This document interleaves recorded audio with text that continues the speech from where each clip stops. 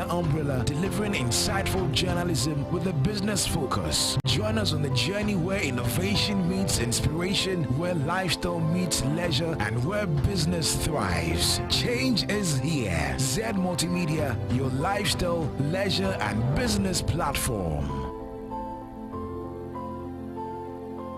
Zed 101.9 FM.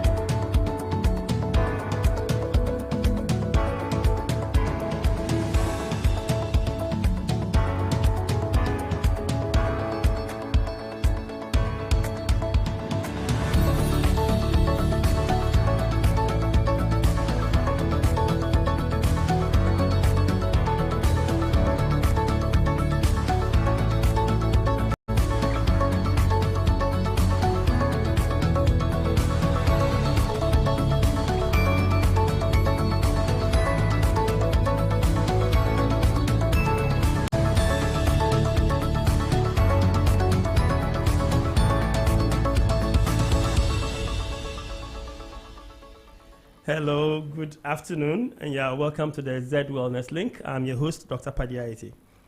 The last 2 weeks I've been down with a very bad cold, and you may still hear from my voice. So if you hear me coughing, please pray for me. Today we have a very interesting topic to talk about, and our topic for discussion is the ways to boost and improve a healthier mind. In today's fast-paced and demanding world, maintaining a healthy mind is more critical than ever. Our topic for today will delve into practical strategies, expert insights, and everyday habits that can help an individual enhance their mental wellness. From mindfulness and nutrition to sleep, stress management, and emotional resilience, this conversation uncovers the building blocks of a balanced, focused, and resilient mind. Whether you seek to overcome stress, prevent burnout, or simply elevate your mental performance, this discussion will offer tangible tools for nurturing a healthier and happier mindset. Our guest for today is Professor Albert Akpalu of the University of Ghana Medical School.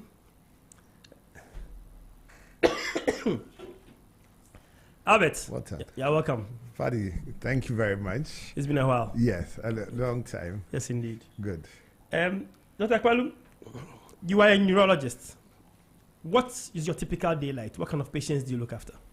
So my typical day, I'm not only a neurologist, I'm a physician as well. So in our part of the world, you don't have the luxury of being a neurologist alone. So I've been thinking about that, pal. Yeah. You should allow us to do only the thing we specialize in. No, there's the type of environment in which we'll be shortchanging the the country. So we can still, it's still part of balancing, but we still focus on what we do. So my typical day is seeing people with strokes, people with epilepsy, people with nervous problems, people with epilepsy, people with other more in depth and in detailed neurological problems. Apart from that, we see our general medical problems as well. But one of the things that has really struck me is the age of the people we are seeing with what we call the non-communicable diseases, especially stroke. And for me, the major risk factor for all of this, apart from hypertension, is stress. So how do we manage our lifestyles? What the young people of today are doing at our age, we're not having those goals and aspirations. We're taking a day at a time. But the people of today want to do everything in one sweep. So it's important that increases stress. Stress also increases all the other risk factors for the major non-communicable diseases that we have. And it's bringing more strokes, more people with hypertension, younger people come with diabetes, and all the associated risks. So I think it's important we're having this mindfulness, improving a healthy brain lifestyle, because the brain is the greatest asset that we have. The cardiologists will argue that it's the heart, but the brain, when the brain stops, the heart stops. So it's important that we develop a healthy brain lifestyle, because it's the biggest asset we have. So you see Parkinson's? You see people with Parkinson's, dementia, with people with dementia. So the whole list of neurological problems that are affected by the brain. You mentioned strokes. What can we do to prevent strokes? So for me, looking at the risk factors for stroke, we did a study in Ghana and Nigeria looking at the 10 real powerful modifiable risk factors for stroke. When I say modifiable, if your father or mother had a stroke, I can't change that risk. That risk is there. You being black, I cannot change that risk. You being a male, I cannot change that risk. As you grow older, the risk increases. But what we can do to modify, one is stress reduction, 2, reduction of hypertension, 3, eating green leafy vegetables in the environment reduces your risk of getting stroke. Then you have diabetes, cholesterol, lack of physical activity. So those are the top 5 things that we can use to reduce stroke. So if we can do that, reduce our stressful lifestyles, it goes a long way. But it's easier said than done. If you live in Kaswa and beyond, and you live in Accra, I advise some of my patients, yes, if you can move, get a place closer, you do that on the weekdays and the weekends, you go back. That reduces your stress level. Unfortunately, if your boss is annoying, you can't go and shoot your boss, but at least you have to find ways to manage, ways to cope. So those are some of the things that we need to learn. Our coping strategies, our coping mechanisms, the stress load at work.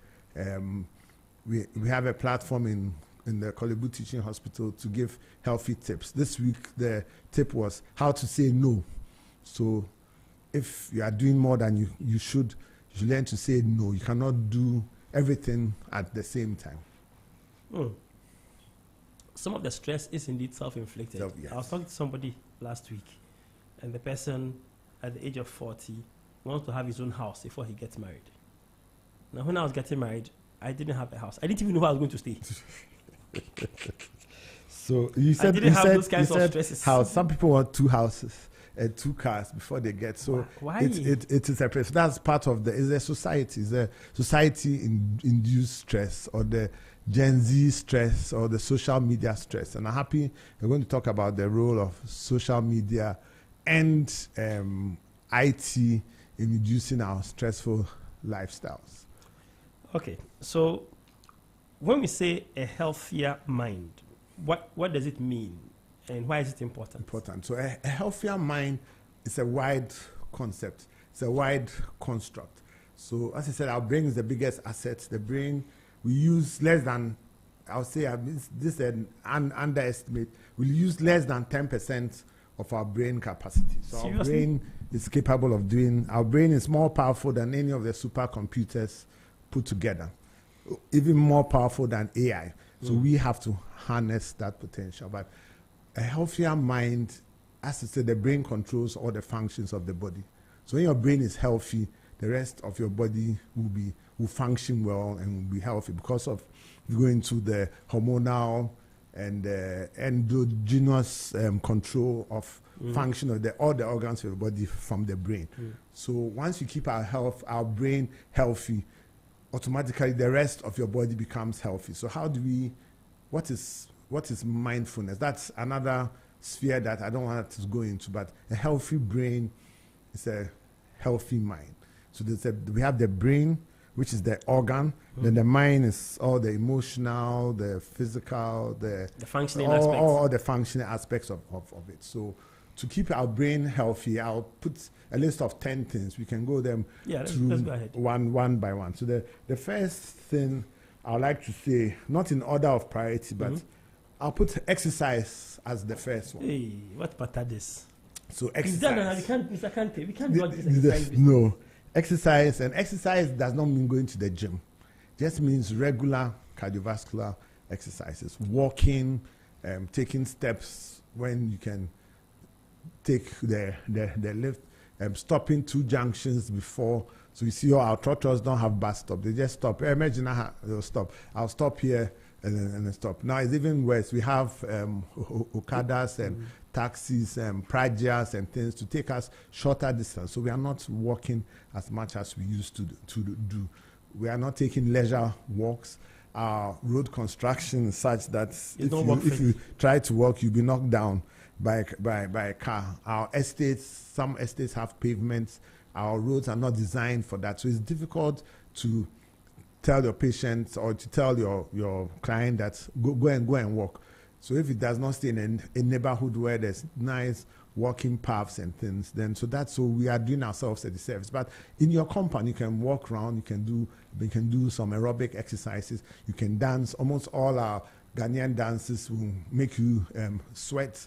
So you can do, if a person is elderly, you can do chair exercises, tends to boost your cardiovascular health. And exercise releases what we call a lot of pheromones. Pheromones are hormones which make you feel good, which go to your circulation, go to your mind. They release feel-good substances which make you feel better and improves your outlook. So exercise is number 1. Number 2, in terms of I'll say sleep. Sleep. Yes. So sleep is the repair mechanism that God has given to us to repair our bodies. Now, there's a big controversial question. How long should we sleep for? So the book says 7 to 9 hours, but Padiaite and myself sitting down will tell the truth. We just came back from Lent, and I know that we don't do 7 hours. So maybe last night I did 7 hours.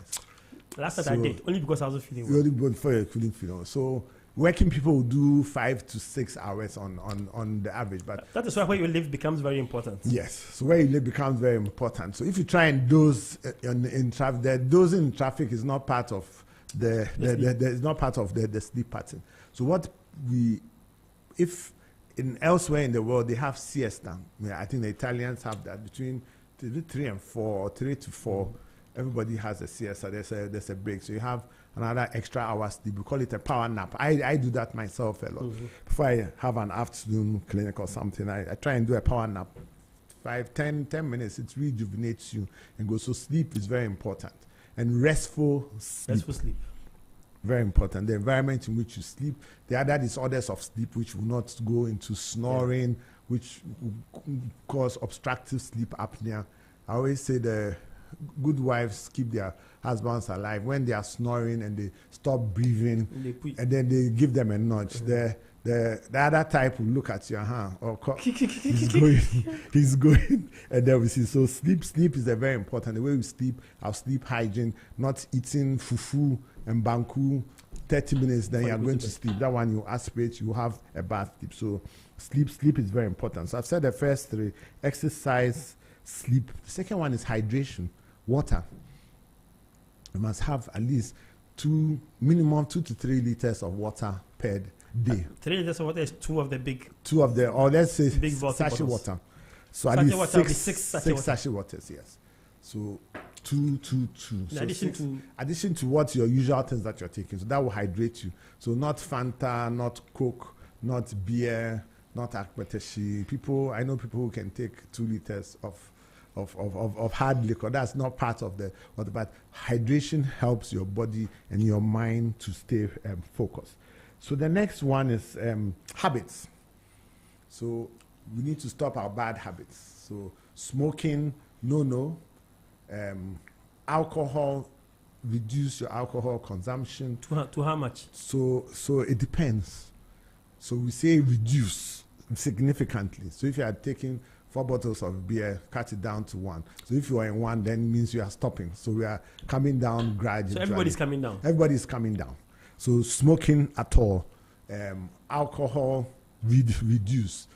All the new infused things. We have a big growing culture of infused things. That is Herbs and herbs, bitters. marijuana-laden foods. Marijuana has been found to be associated with some cardiovascular disease now as well. So even though some proponents, some societies have decriminalized it, it still has its problems. So if you are wired to respond negatively to marijuana, so be it. You have problems with that. So look at our bad habits.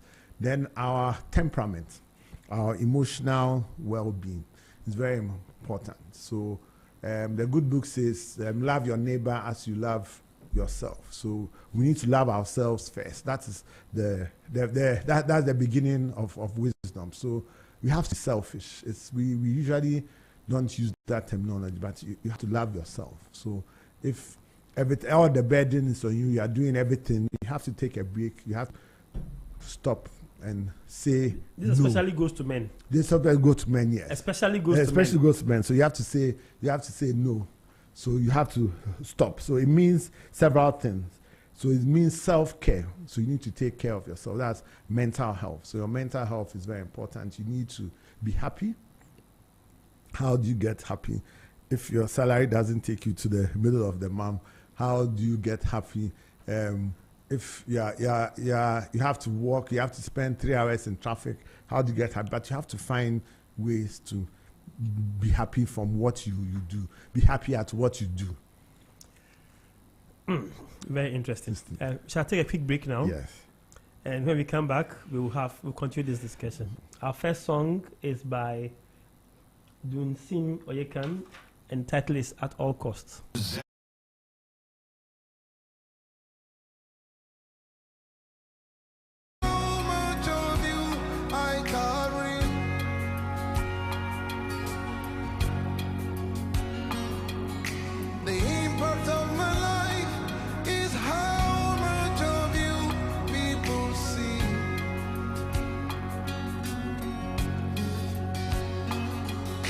The value of my life is how much of you I carry.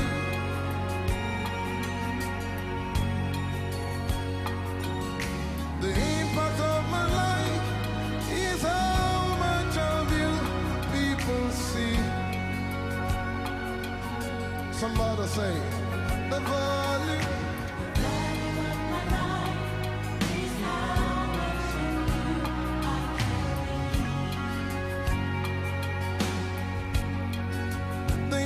Of my life.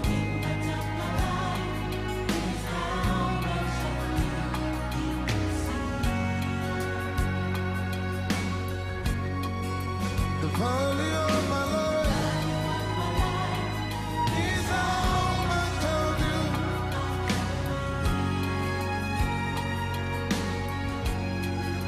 The impact of this life.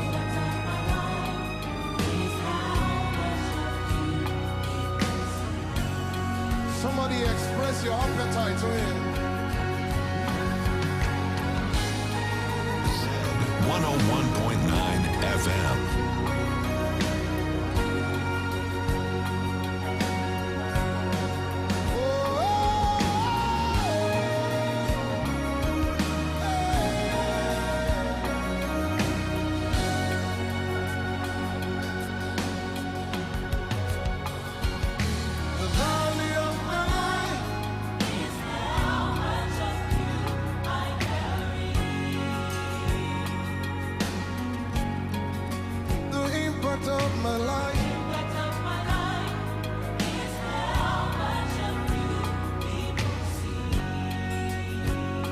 Hey,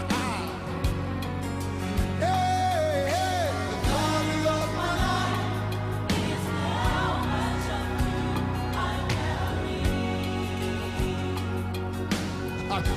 It's your lifestyle, nurture, and business radio. The import of this life is how much of you people see. Lift your voice, lift your hands and say, I want you. I want you. In your fullness. And glory. Say, I want you. Out of dust. In your fullness. Say, I want you. Out of dust. In your fullness. Lift your hands and say, I want you. Out of dust. 101.9 FM. Welcome back. This is the Zed Wellnes Link. I'm Dr. Padiaite, your host, and our guest today is Professor Albert Akpalu, a neurologist with University of Ghana Medical School, and we are talking about ways to boost and improve a healthier mind. Professor Akpalu, you were telling us about ways to keep our brain healthy. Yes. You've mentioned exercise. Yes. You've mentioned sleep. You've mentioned habits. Habits, You've mentioned mental health. health, yes. Please go on. So these are very important. Even more, each of them has its own place. So we go further to diet. So everybody should think back, look at what our diet is. So technically, our diet should be colorful. Our diet should be healthy portions of carbohydrates, fat, proteins, and then fats, and then fruits and vegetables. But today I went to do some grocery shopping before I came, and it's criminal asking your client to go and eat vegetable-based, because a small piece of cabbage is about 40 cedis. Cabbage, yes. Cabbage. Pepper. The colored ones. Yeah, the colored ones. So those. What about they call those? 100 cedis. 100 cedis. Those are exotic. Tomato is expensive. Lettuce is expensive. Carrots is expensive. So we need to go back to our local. So there are lots of things locally that we have. But coming back, the typical Ghanaian food is wide. A big bowl of rice and a small bit of stew and a small piece of fish, or if you're lucky, an egg hiding at the side there. So we need to change that narrative and have colorful food. So your food should be colorful, whether it's okra you're cutting in, or kontomire, or spinach, or cassava leaves. There are lots of things that we have locally that we can use to improve our diet. So you should reduce your carbohydrate portion. Very, very important. So what I say to if you are eating, you pray over the food and remove 1/3.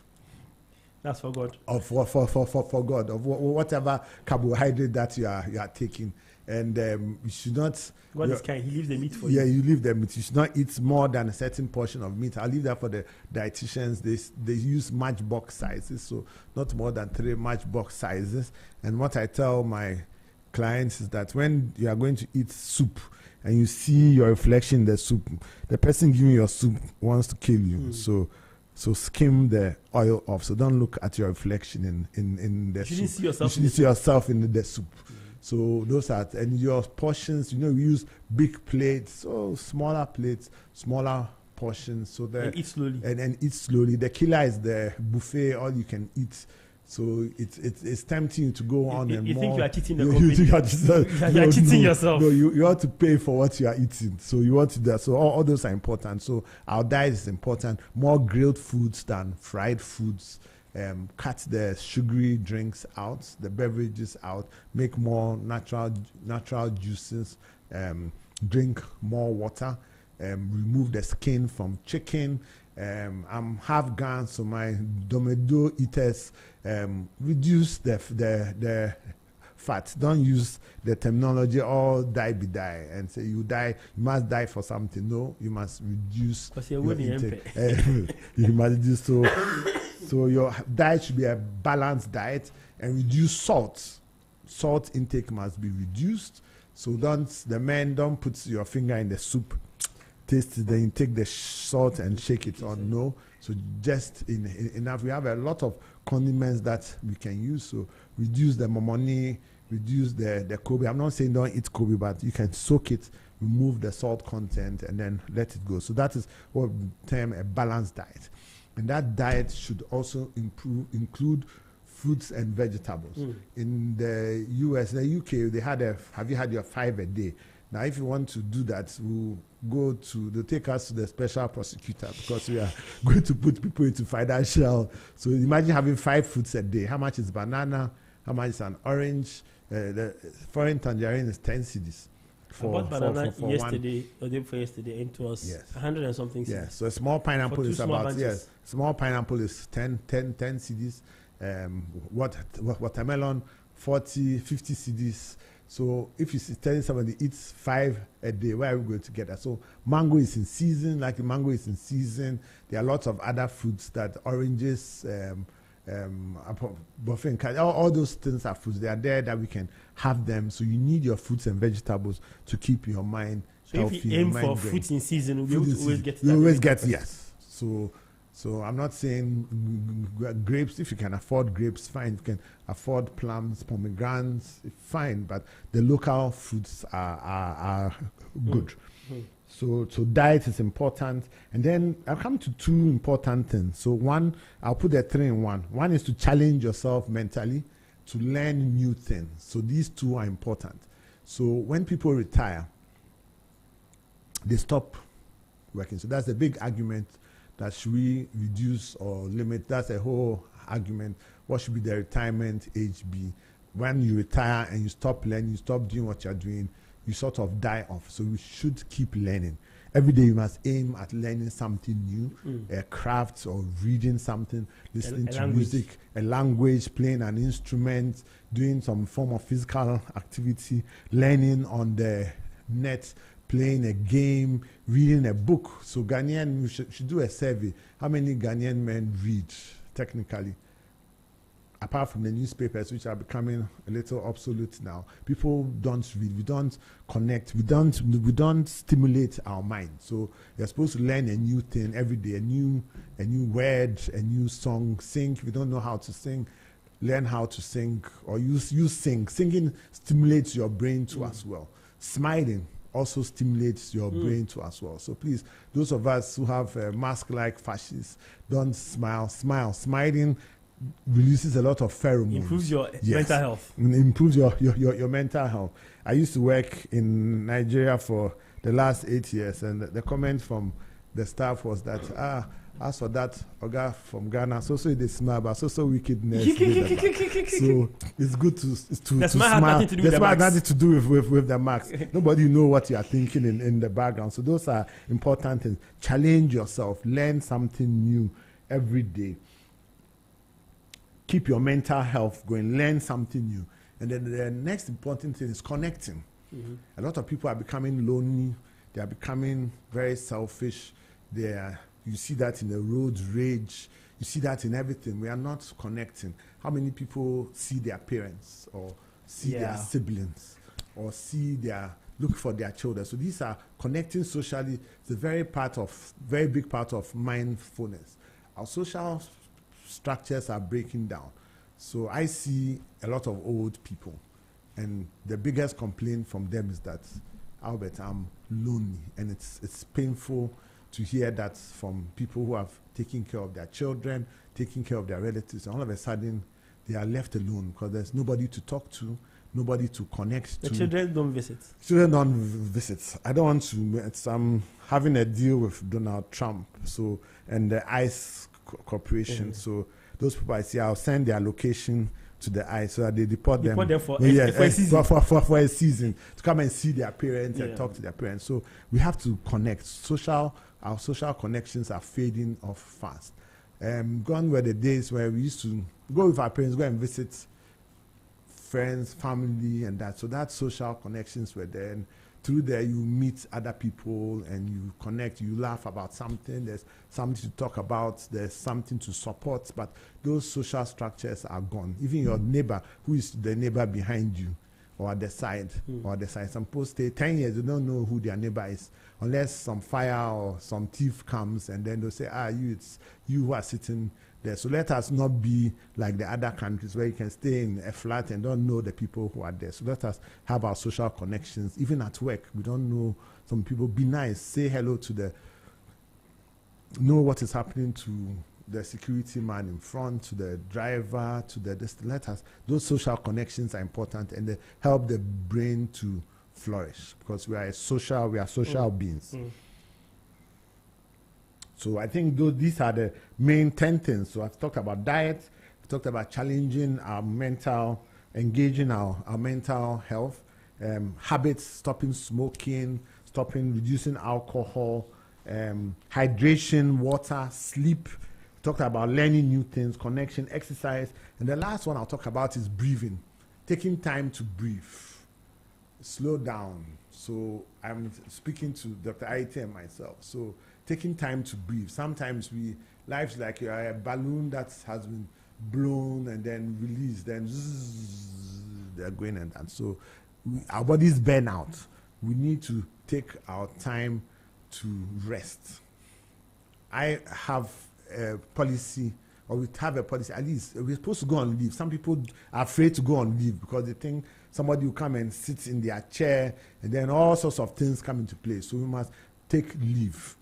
You don't have to travel to Dubai or any place. There are so many places in Accra and in Ghana that you can go to go and take leave. Spend some of the money you are. I don't know who you are saving the money for or hoarding the money. That's all part of the dollar and CD. People are hoarding the dollar. I don't know what they are using it for. The dollar has actually dropped. It's actually dropped. Now. 40 now. Okay, it should drop more. God bless whoever is removing the dollars to go. But we have to learn to rest and take care of our bodies. There's no shortcut when it's time to go. And what I do a lot, or what we try and encourage a lot, is that spend time with the people you are working for. If you are working your whole adult life, you don't come home early, you don't go on leave, your children don't see you, your wife only sees you when you want to do something, and that's it. So you are 60, then you retire, then you come home, you are a stranger, nobody knows you. So spend time with the people, little things. My dad did that for us, and I've tried to do that with my children as well. You go out, find somewhere outside of Accra, take a drive. There are some good budget hotels, or you go and spend time in your hometown. If there are no AI agents waiting for you, all no AI agents waiting for you in your hometown, but go connect with the people, spend time with the people you love, and that enough is mindfulness. Anytime I do that and I come back to work, I can take any nonsense that is thrown at me because I'm relaxed.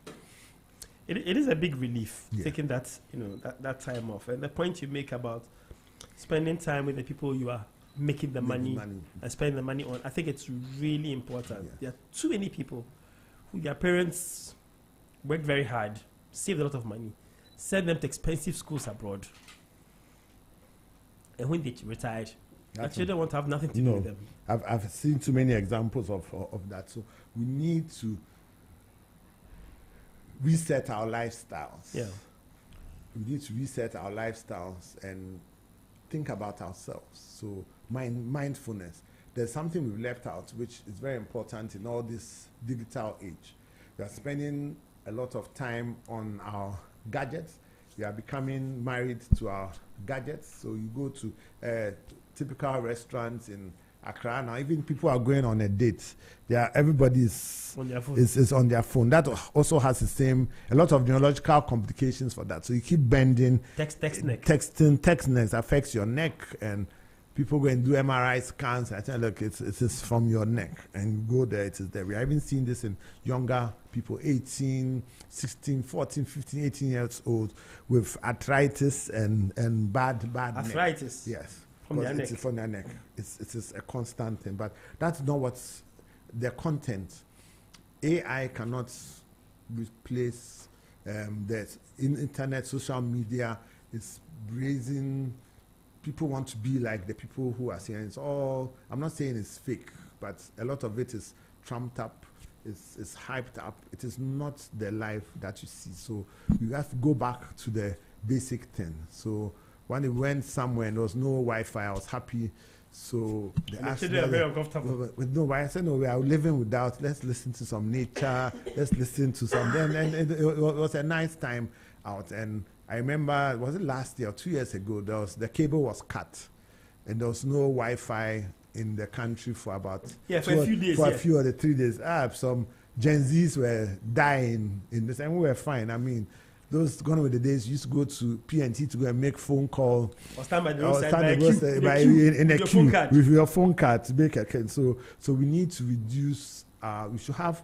There's a movement. The UN is trying to have a movement for off time for our children, especially because social media or in the I don't know, social media, and just take time off. So let your child have a break from social media, have a break from the internet, have a break and have me time. Learn to talk to people, learn to behave.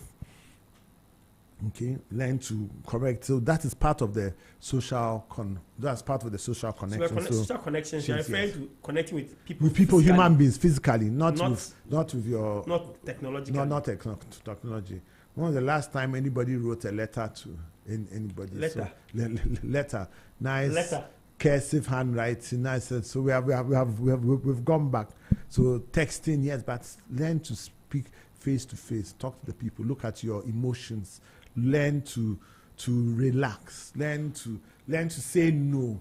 Learn to calm down, and then have the connection. Look after the people who you are working for. Look at the people who you are supposed to be loving, but they don't see you. And this, I think, our society will grow better from that. I feel sorry for people who are going through that situation where their children are ignoring them, and it is like, I know for some of them they feel like they've wasted their life. Yes.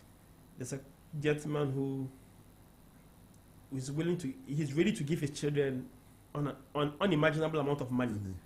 The children say they are not interested. No, money is not anything. They are not interested. So the people who are building the houses, and when they can't break it down. They can't break it down. One of my friends manages properties. He says, the moment you die, your children come in, the first thing they are discussing, when can we sell this house? Can we sell this house? The house that you bought it thinking it was going to be the family for generations.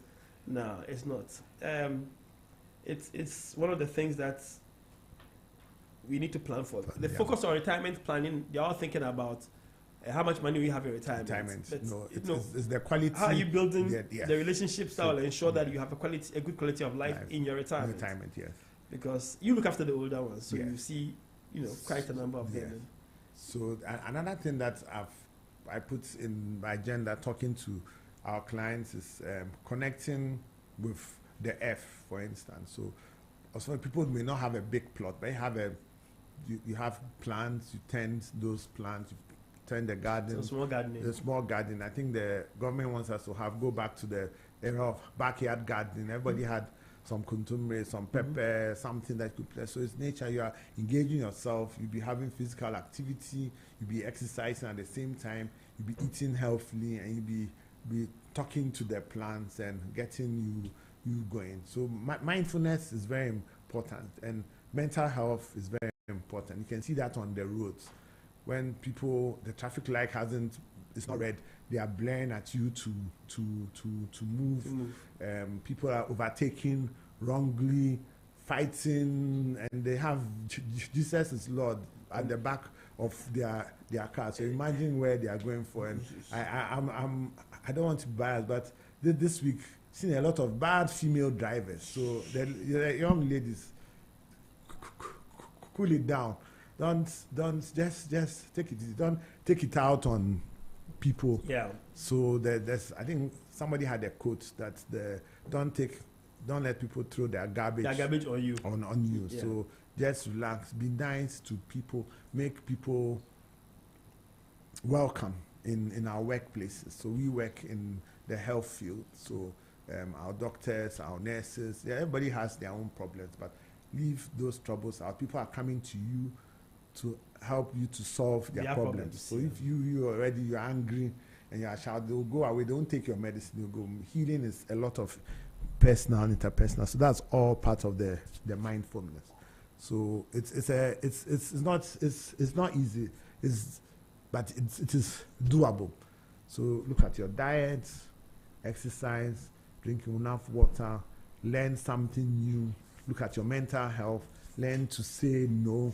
So unfortunately in Ghana, if you work very hard, you are doing well in what you are doing in your work, everybody, they'll pile it high and the reward for working hard in Ghana is more work. It's more work, but you need to know what the limit is. You need to know when to go on break. You need to know when to say no. You need to know how to multitask. You need to know how to plan. So your brain is a multitasking organ, does several things at several times. I'll tell you a quick story before we go on break. So several years ago when I was in med school, as part of our community health, we were required to collect data and then record the data. And I was one of the group leaders for my group of 6 people. And you know how you do it. You look on the questionnaire, they mark the answer. And after doing it for like 1 hour, I said, this is very inefficient. So I told my team that let's change it around. One person reads, the other person marks. So he says, yes, yes, no, no, yes. So yes, yes, no, no, yes. We're supposed to take 1 week to do the work. We finished it in 2.5 days. So at 2.5 days, we took our papers to our tutor and said, we're done. So could we now analyze the rest? No, we finished our data. So, hey, we don't need to come to school tomorrow. They said, no, we have to come to school tomorrow. I said, for what? He said she's going to take work from other people and give to me. And I'm like, why don't you say other people should use the method I use so that I'll finish early? Instead, you are leaving them to continue working the way they were, inefficiently. And you're going to take their work and give it to me for me to do more work. I said, no. That's innovation. So we need to innovate. We need to change some of the ways we are doing some of the things. So automation, yes, but automation comes with some loss of human capital, but we need to be able to do things more efficiently. I said no. So for the next 2 days, we came to school and did nothing. Yeah, did that thing. Because I wasn't going to allow them to give us more work. I didn't think it was fair. Ladies and gentlemen, we are taking our second break. Our song is A Big God by Kofi Osupepra. Zed 101.9 FM. Small, big, bigger, biggest. Tell him he's big. Who's small, big, bigger, biggest. Who's small, big, bigger, biggest.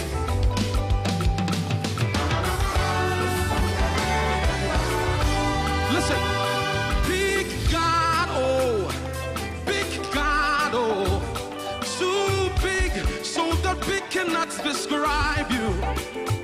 Big God, mere words can't describe the God you are. So big God, big God, too big, so the big cannot describe you. Big God, mere words can't describe the God. Horns, come on. It's your lifestyle. You are bigger than my issues. You are bigger than the cancer. Hey!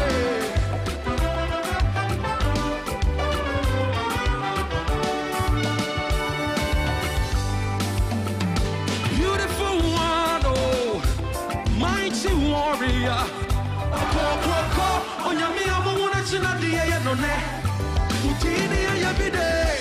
You are the God of all flesh, nothing too hard for him. Mere words can't describe the God you are. Beautiful one, mighty warrior.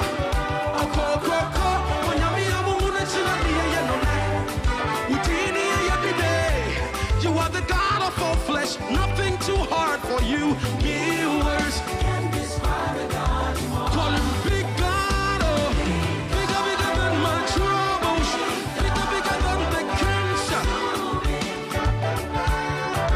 Bigger, bigger, bigger, bigger, bigger, bigger. Big God, hey, mere words can't describe the God. Listen, if the problem is big, bigger is the solve.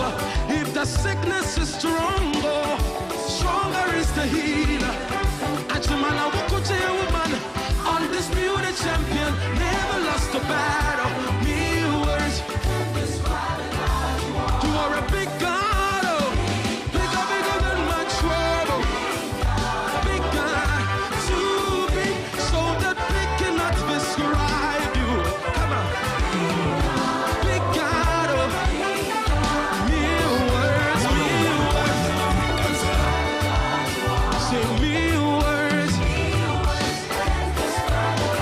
Oh, yeah, yeah, yeah, yeah, yeah, yeah, yeah, yeah, yeah, yeah, yeah. Oh, yeah, yeah, yeah, yeah, yeah, yeah, yeah, yeah, yeah, yeah, yeah, yeah. So me words can't describe. 101.9 FM. Welcome back. This is the Zed Wellnes Link. My name is Dr. And we are talking about healthier ways to boost and improve a healthier mind. Our guest in studio is Professor Albert Akpalu, CEO. I've called him Dr. Akpalu for so many years. Nice. Still Professor Doctor Med Albert Akpalu. Our other guest is joining us on Zoom. He is Dr. Isaac Newman Arthur, the medical director of the UPSA clinic. Dr. Arthur, can you hear us? Yeah, I can hear you. Oh, excellent. Thank you for joining us. Thank you very much. And I want a big hello to Prof. Baruch. Hi, Dr. Arthur, how are you? I was hoping to meet you live. Yes, good. Dr. Arthur, you spoiled the reunion. So, Prof. was my teacher many years ago. That is why I said you spoiled the reunion. You should have been here for the reunion to be proper. He's our grandfather. Dr. Arthur, so you run the UPSA hospital, right? Yes. Good. Looking at the professional community, how can one manage stress and avoid burnout in a demanding environment? Yeah, well, so there are some stresses that we call unavoidable stresses. What it means is that you can't really do away with it. So, for example, your work, your family, in terms of taking care of your family, there are basic things that you can't avoid. So, for the stresses you can't avoid, it means that you need to adopt some strategies on a daily basis that eases the stress. So there's something we call like energy tank, your level of wellness, to be able to handle stresses. And so the more you are stressed, the more you are losing fuel, as it were. You are losing energy, you are losing some ability to be able to cope and adjust. And so the more you lose, it means that you have to refill. So stress management principles is only a way to refill, to reboost whatever you are losing because of the stresses in your life. So in a professional environment, basically maybe responsibilities, having to manage diverse relationships, meeting some goals and some set targets, and navigating through the system. Every institution has its own system that can be really, really, really overwhelmed.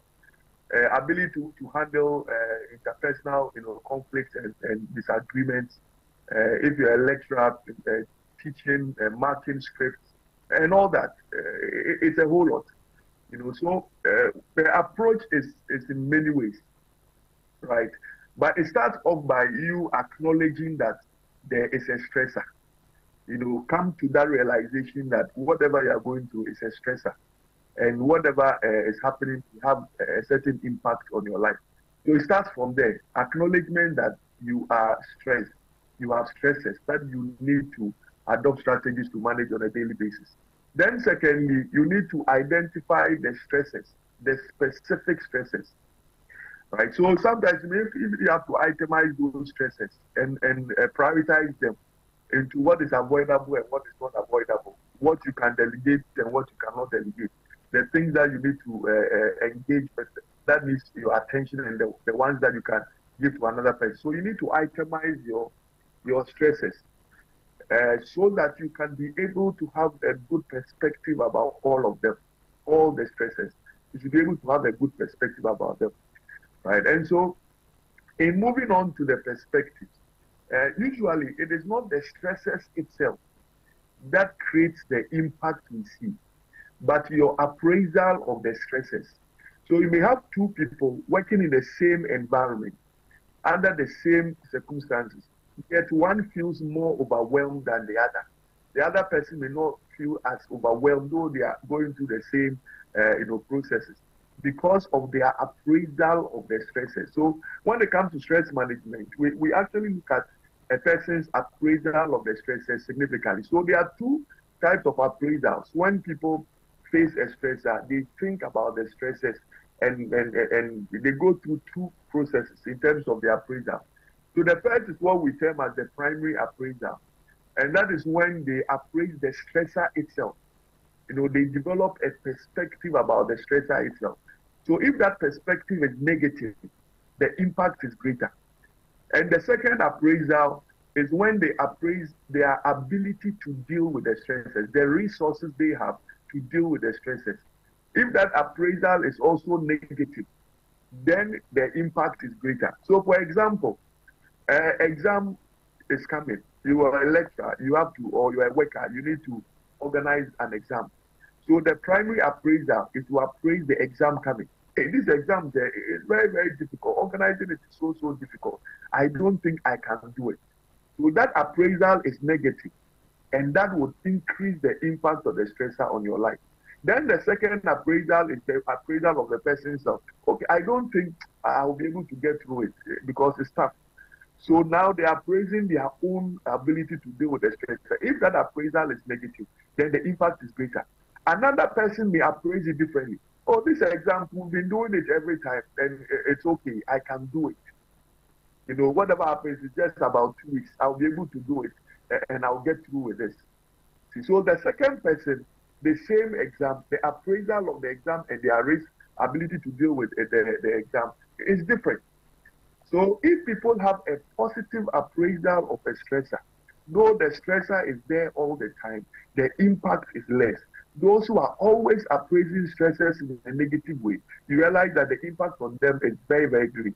Right? So usually it's not even the event itself that is responsible for how people feel or behave about it, but it is the appraisal about it. So someone is going to write an exam. Hey, this exam is difficult.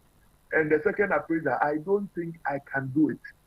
So it is a negative appraisal. The person will feel so overwhelmed, anxious, and even depressed just because the exam is coming.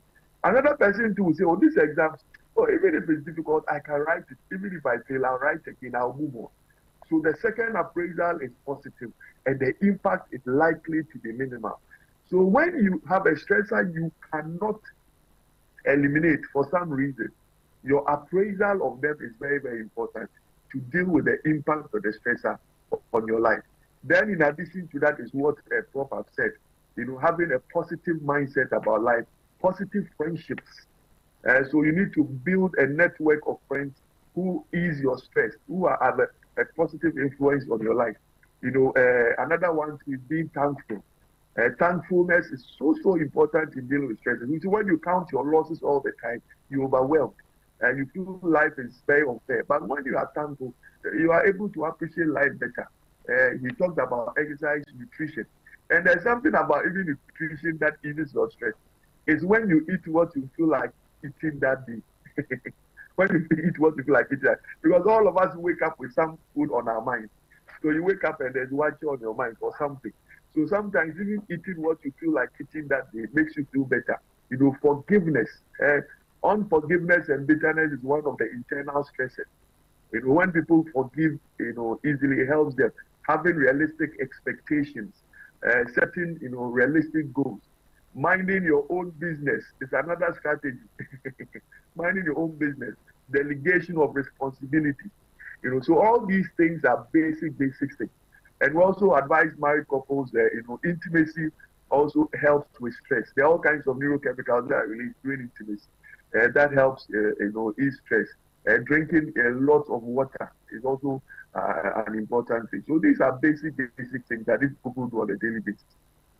it's able to help refuel them for the next day. That's, thank you very much. That's actually quite interesting. My understanding from what you've said is the stresses are there, but how you respond to it is what determines whether it's a stress or it's not a stress. It determines the impact of the stressor. So every stressor is a stressor, but how you respond to it, how you appraise it, how you think about it, determines the impact of the stressor on your life. So I know someone who has as their handle on their WhatsApp, life is 10% of what happens to me and 90% of how I respond to that event. Yeah, I think it's right. Because we all go through, for example, a lady may lose several relationships and come to a conclusion that all men are the same. I was not born to marry. All I need is a child. Because those things are a very negative way of breaking life. Another lady too will have 5 relationship breakups and try again. Because they really think about the fact that maybe something went wrong and I'll try again, I'll do it. Someone has a child, is always complaining about their responsibilities, thinking about situations very, very negative. So they wake up very, very overwhelmed. Another person will look at the same child and say, this child is a blessing. I'll do my best for this child. Even if things come out, I will solve it. You know, that is a positive appraisal of the stresses. So usually it's not even the stressor that is the problem, but your appraisal of it. Because really, you have to go to work. You cannot eliminate work. You have a family, you have to take care of your kids. Those are unavoidable stresses. And usually if you're able to think about those stresses in a very positive way, you realize that all the time you have a positive outlook. You have a positive feeling about things.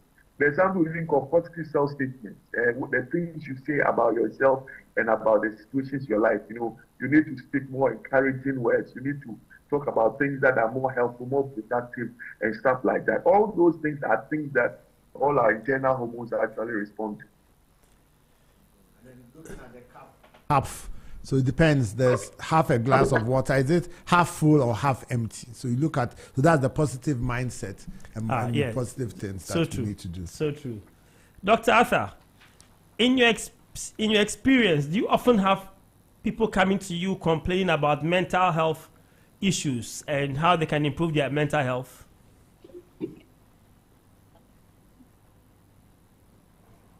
Please, I hope I'm still online. Yes, you are. Please, okay. So I think that usually they don't come to report about a mental health problem. They come with something else. Usually they come with some non-specific symptoms, headaches, body aches, some palpitations. They come and BP is all over the place.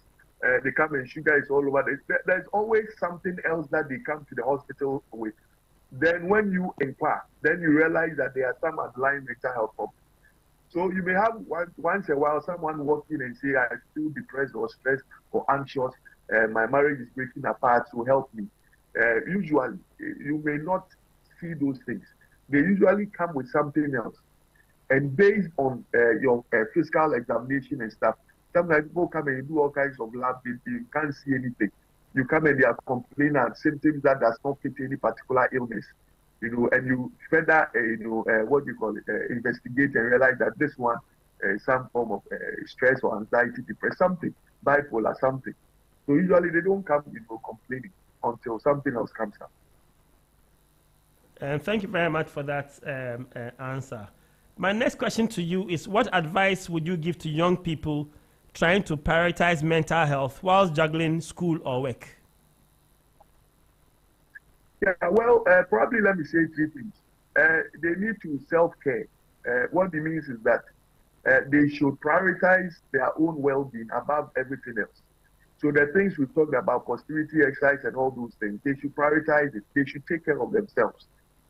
Sometimes in our bid to achieve things, we neglect our health, we neglect our well-being in order to achieve things. And finally, when we have achieved them, we don't even have the health to enjoy what we have achieved.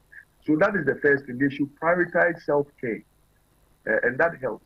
Then secondly, they should take one step at a time. People feel overwhelmed when they juggle too many things at a time. It is better you have long-term goals and you work your way gradually towards them than to try to achieve many things at a time. And sometimes when people have certain passion or certain dream, they may overdo things. And sometimes when the disappointments come, it may not be because they are not doing their best, but because it's just not the right time for the things to work out the way they should. So they should have long-term goals, work their way gradually towards it. You know, with the right expectations and the right goals, smart goals, it really, really helps. Then thirdly, I would say also that they should develop, a lifestyle of gratitude, where they appreciate the little steps, the little things that they have, so that they don't overly compare themselves with other people. You know, compare their lives with others, compare their own, achievements with other people, compare their strengths with other people, their physique with another person. Because now in a social media age, people watch things, they see things. People share their own personal stories and stuff, and really nobody throws their dirty linen, out there. So people may be overly pressured to achieve, when they don't have the capacity or it's not the right time. So they should focus on on developing themselves to be a better version of themselves instead of a photocopy of someone else. So when they are more appreciative of their own progress, they focus more on themselves. I don't think they will be overwhelmed by whatever another person is doing. Thank you very much, Dr. Akwalu. I'll come back to you in a minute. Dr. Arthur, my last question to you. What's one simple, actionable step can one take today to start improving their mental health? Of all the things that they can do, what one thing can they do today to start improving their mental health? Well, I think that topmost on my list, I think, is to have a positive mindset and attitude about life. I think initiates everything else. How you think about things, I think, is the most important. Because life happens, challenges come, we lose things, we lose people, we lose precious things, we go through traumatic events. But one of the things that I think runs through all the therapies that you can think about is to develop a healthy mindset about the happenings of your life. It will preserve your mind from many, many troubles. It will. Dr. Arthur, thank you very, very much. And I agree with you strongly on the... Before I go, I want to appreciate Professor Akwalu. He's an amazing person, and we all admire him. And I want to say thank you again to him for helping all of us. Professor Akwalu, thank you very much. Thank you very much. Very, very, very grateful. When you grow old, you want to be like him. I want to be like him, guy. Thank you, Dr. Arthur. You've been very mindful, and I'm hoping that next time we'll have you in studio in a subsequent meeting. And that is let Professor Balu come around so I can give me a hug. Okay, we shall do that. Thank you very much. So we are coming back in studio. Dr. Arthur said some, very important things, especially about the positive mindset. Yes. I've discovered, I've been through my own crap in life, and everybody at some point in time meets certain challenges. Yes. Having the mindset that this too shall pass, and I shall overcome this too, and my life will continue. Yes. I think allows you to handle the challenge that this is not the end of life. It is just, a step in the journey. It's a challenge that you are being faced. And you know how, like challenges, I look at challenges like exams. Yes. If you overcome the challenge, you'll be promoted to the next class. Next class, yes. Next level. You can level, operate on, at a higher level of things. So, but I suspect that not everybody has that kind of mindset. Yes. So you have to build that resilience, and that resilience comes from falling down, getting up, taking up your mat, and going to the next level. So there's a post I like very much. He said you must rejuvenate, you must reset, you must revise, you must retreat, and you must re-strategize if necessary. And don't give up. Your brain depends on it. Your brain needs that level of energy, that level of mindfulness. And we haven't talked about the spiritual aspect as well. So yes, in all things, we owe our existence to one maker. If you don't believe in that, There's so much evidence for you to show that. So we must trust in the one who made us, not in other people, but put our trust in him, and he will be able to take us to where he wants us to be. And as Dr. Atta said, our mindfulness, so positive. In the Bible, it says if you want the mountain to move, think about it, and it will move. He didn't say if you want dollar to come in front of you, it will move in front. You have to work hard for that. So yes, indeed.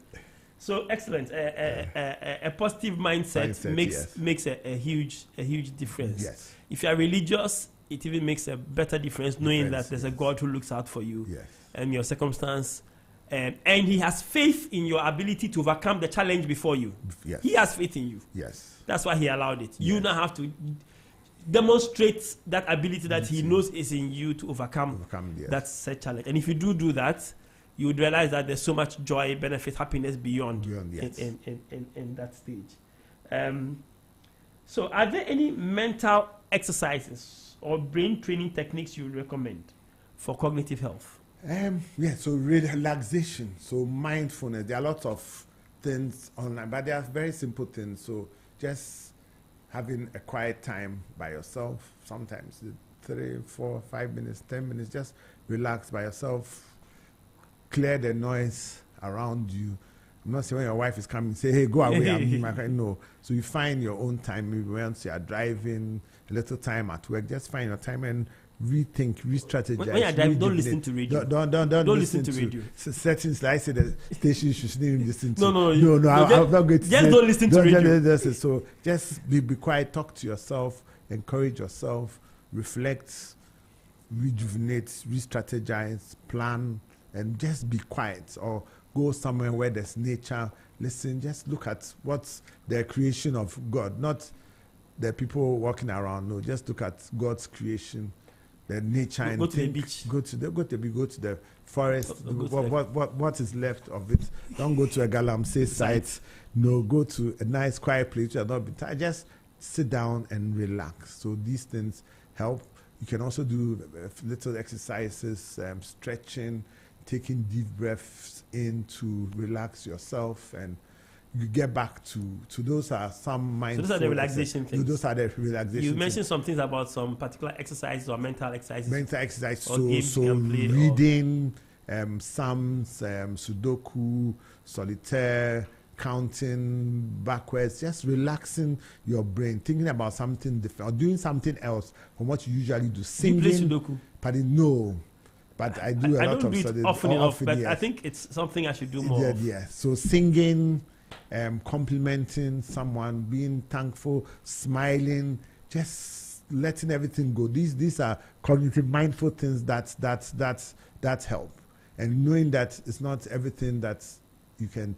There are some things you cannot do anything about. So for my patients who worry very much, I said, okay, start counting the hairs on your head, then you get to the bottom. I said, mine, there's very little left, so I can start counting, but you start counting and see whether you can do anything about it. So we should know that something we can't do anything about, but we can do something about it. So help someone in need. That is also a very good way of mindfulness, helping somebody in need, but sometimes there's a limit to what you can do. Some people take advantage. Hey, life is like that. You help some people come back to burn you, some people come back to hate you, but be positive in what you are doing. Have it with a good heart and take care of yourself. Those are the things that I would say should help with your brain health. Doing exercise, eating well, avoiding habits, and depends on the tribe in which you're in. Sometimes we're a bit aggressive in the way we do things, but just tone down, just relax.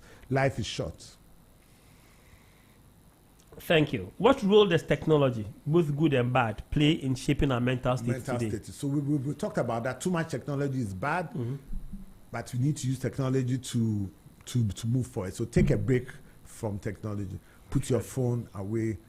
Don't wake up in the morning. The first thing you look at is your phone. Or at midnight, you see who is following who's how many likes. I've never looked at how many likes or who is following who or what. I have no idea. You have no idea. So you have to do that. So put your phone away somewhere. Put technology away and let's go to the natural things. That's what will help. Yes, technology makes us better, makes us more innovative, but we should not let technology control us. We have to control the technology. But we can use the technology to play the kind of games that we're talking about. Yes, Now the yeah. games are Yes. on our phones. On our phones, yes. So technology, so playing, so word finding games. If you have some memory issues, playing the word finding games help. Playing solitaire help. It makes you sharper. So it makes you sharper. But there are other games you can play. There's Owari, there's Ludo, I haven't seen Ludo online. Maybe I have to go and look for that. There's those of us who used to use sardine keys. It makes you sharp. This course Chaskele and all those good old games. They are all Chaskele had to make you sharp. If you're not now sharp, you survive Chaskele. Look at some of the children, they don't have even a single scar on their legs. It's not fair. You have to fall down small and have a saw. Let them dress the saw. Then you see that life is hard. But we need to teach our children. So you see what I think is missing some of the training. Resilience comes from going through difficulties. We need to allow our children to fail. Yes. And then get back to up do some hard and do it things again. and do it again. Until they get it some right. Hard things. Let them take trotro. Let them go there. Let them go to the market, know how to bargain. Let them cook. There are some 18-year-olds in this who can't make stew or do anything. That is not fair. And it's an indictment on the people who are coming up. So it may be in the engagement list. Then we should ask, can she cook? Can she go to market? Can she do that? So we should look at all those things. So the resilience is important. Yeah. So the resilience is what you learn from. So life is not rosy. I was listening to this guy who said he plays PlayStation with his son. Okay. Son is 6 years old. Okay. And he ships the son every single time. And the wife will say, let him win sometimes. Yeah. Then the husband will say, life is not like that. Yeah. The only way you can beat me is by getting better. You should get better. You should get better. But you have to allow. Something. So but he's like, get better. If you get better, you can beat me. And then part of the resilience at the workplace also must know how to delegate, must know how to share the work, must know how to get things done without stress. So train people. So if you are the only person in your workplace and you go about beating your chest that I'm the only neurologist in the country, you failed. Since we came back this year, we've trained 18 more neurologists. Wow. So we are reproducing. We are reproducing. So the more share the work, the more the merrier. So we shouldn't be selfish. It's a blue ocean, not a red ocean. No, it's not. That's what the work. There's plenty. So let's stay positive. Let's keep mindful and let us incorporate. So I say life is a triangle. So God first, family and work, and that triangle must be maintained. So if you are praying too much, God will not listen to your prayer. He will push you. Say, go and work and spend time with your family, and vice versa. So let that triangle work and think about that. Are there specific foods or supplements you recommend for supporting brain function? So we are going into a minefield. So a balanced diet helps. There are people brandishing all sorts of things. I don't want to cause trouble here, but eat well. If you are eating enough fruits and vegetables, green leafy vegetables, everything is enough protein, everything is the food. You get your everything that you need. But as you grow older, there are certain trace elements that we need that we will not find in our food. So if you have a very active lifestyle, I'll say take a 1 a day vitamin. That will help instead of all the single ones that are being bandied about. And simple condiments that we use in our foods. You'll be surprised. Precursor and all those ginger, all those spices put together and give your mind a lot of wellness and mindfulness. Okay, so eat local. Eat local. You know, have you had the Nigerians? They are light soup. Yes, there's no pepper inside. But there's leaves. No, there's no tomato inside. But there's leaves. There are leaves inside. Yes. So those. I find it very interesting that their light soup has leaves. Leaves, yes. And ours doesn't. So we went somewhere and there were a bunch of Nigerians. I was the only Ghanaian. We ended up in this restaurant. Nigerian. They like to eat their food. Yes. And the only food I could eat out of all the things there was their soup. The soup.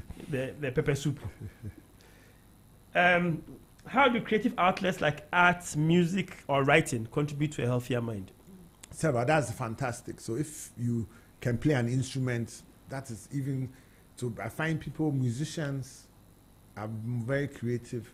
They don't get memory problems as much as the normal because you are using your brain. It's a creative. It's an ongoing process. So learn a new thing.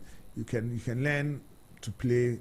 Learn an instrument. I don't want to go into the kind controversies. If you play in church, they may not pay you, but that's another that's another matter. That's another matter. That's another issue. That's another issue altogether. But play an instrument, play it to God, play it to the glory of God.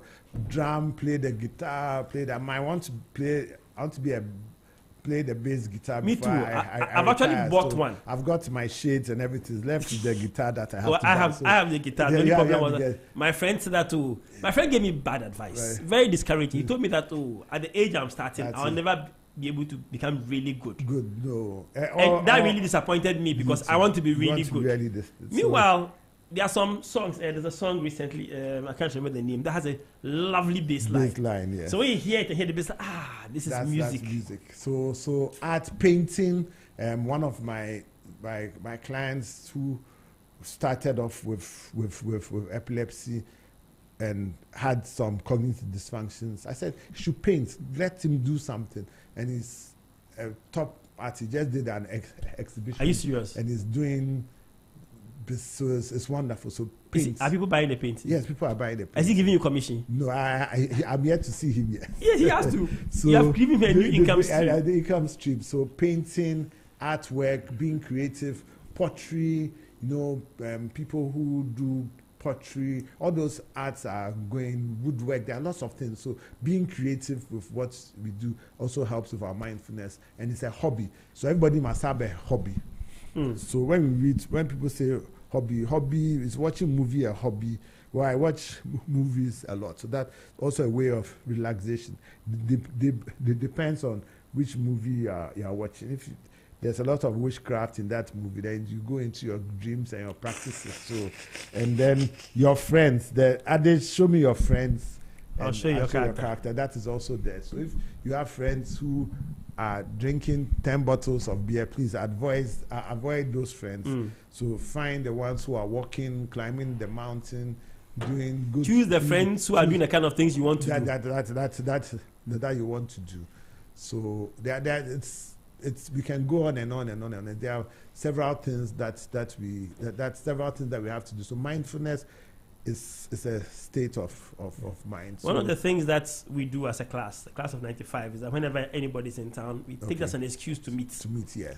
And we meet, we talk absolute nonsense, yes. And we go home. And we prescribe it as a very important part of our mental health. Yes. Because no matter how far you've gotten in life, you are still as stupid as when we knew you when you were in school. And you see it, and you go, it's just going back, it's resetting, getting usefulness. It takes out a lot of stress, and you go back. We just have a lot of fun. We talk. If you have a problem, somebody mentions, me too, I'm suffering the same thing. Then we talk about this. But you must be careful. Some of the old school reunions, people go back and they go and rekindle all sorts of. No. Those ones, we don't want to get into that. No, we don't trouble. get into those We ones. want to get in that trouble. I think this year we are planning that to line up and go for colonoscopies. Because one of our mates does it, and we all haven't done ours. Yes, so it's well, I've done well. We are I haven't yet done mine yet. I'm telling you, I have to go and do mine. Okay.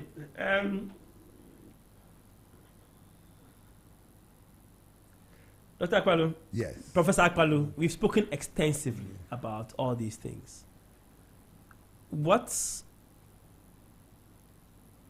Shall I say 3 things would you want us to leave here at the top of our mind? So the first thing, the brain is your greatest asset. So use it or you lose it. So you have to be active in everything that you do. So active physically, active mentally, and active spiritually. So these 3 things are important. And physical activity comes from exercise, looking at what goes into your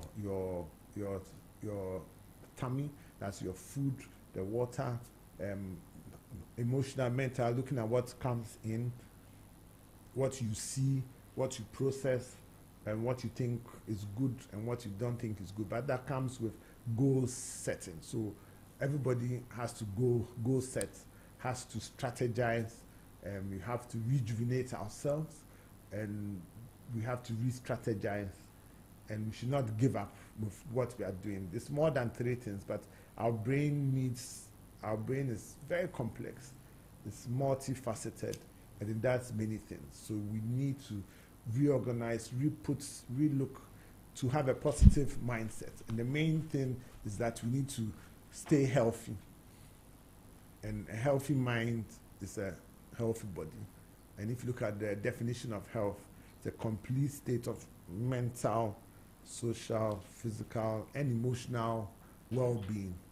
Not merely the absence of this disease. So yes, diseases may come, but when you stay positive, we will get there. Professor Akpalu, thank you very much for being with us. Today, we have heard from Professor Akpalu of the University of Ghana Medical School and Dr. Isaac Newman-Arthur of the UPSA Clinic. We've been speaking about how to have a healthier mind and how to improve the mind that you have gotten. We've spoken about stress, we've spoken about avoiding strokes, we've spoken about mindset, we've spoken about exercise. It is our hope that you shall apply the things that you have learned today. There are too many strokes in this country. It's really disturbing. Especially in the young. Yeah, in the young people. I was at a restaurant the other day, and this guy was behind me, and he had a support on his arm and a walking stick. And somebody said, "Oh, what happened to you?" They said, "Oh, he's had a stroke." Guy couldn't be 40 years. Yes. He was barely 40 years. He had a stroke. So and there's lots of things. We have to reduce stress. Number one, bring hypertension down. And hypertension also caused by stress, poor eating habits, lack of physical activity, family history, and not checking. Hypertension is a silent killer. So people who come and tell you that I know when my hypertension is coming before they take their medicine, the cost of medicines is an issue. The aphrodisiacs and alcohol and all the myths and everything that goes around. So I think we have to have a meeting with the gynecologist and sit down. And maybe the urologist and the gynecologist and the urologist must have a meeting and seminar and say that please let your people take the blood pressure medication, because it's not all the blood pressure medicines which affects the libido, the libido and then the erection. And the gynecologist must also tell the ladies and the men that it's not the size that matters, it is how you get it done. So maybe that's another conversation. I think so. Yeah. I think it's something we need to inform people about. Yes. So that they know that too. The myths are not really, they don't really people still say you prefer to die in action than no action. But they're dying in action. So and then somebody comes and continues where you left off. Wait. Ladies and gentlemen, thank you very much for being with us today. We've had a very good time, and I'm hoping and I'm looking forward to our subsequent discussions. Go forth, look after your mind. It's been said, if you want to improve your mind, exercise the body. If you want to improve the body, exercise the mind. Because the exercise of the body causes the hormones that makes your mood, it lifts your mood and allows your mind to function the way it fit. To go to do all the things that you want to do. Yes, indeed. So we'll see you same time next week with another interesting topic. We shall exit with a song by Mercy Chinwo, and the song is We Move. Thank you very much and see you next week. Bye-bye. Zed 101.9 FM.